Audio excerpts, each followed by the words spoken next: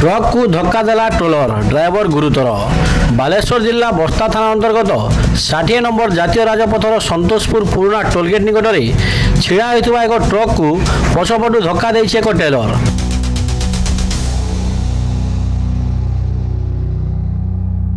ट्रलरटी संपूर्ण भाव में चूरमार हो जाता बेले दुर्घटना ट्रलर ड्राइवर गुरुतर होइछन्ति।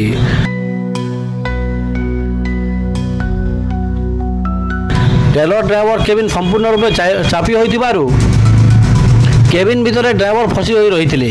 खबर पाई जातीय राजपथ पेट्रोलिंग पुलिस एवं बस्ता अग्निशम विभाग पहुंची टेलर को केबिन को ग्लास कटर रे काटी गुरुतर अवस्था ड्राइवर को बाहर करी बस्ता डाक्तरखाना को पठाइथिले।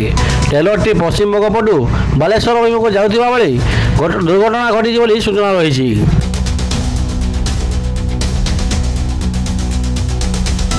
गुरुतर ड्राइवर को प्रथम बस्ता और पर बालेश्वर हॉस्पिटल को स्थानांतरित करा जायछि।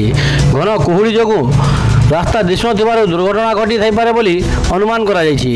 घटनास्थल में बस्ता पुलिस पहुंची अधिक तदंत जारी रखिछि।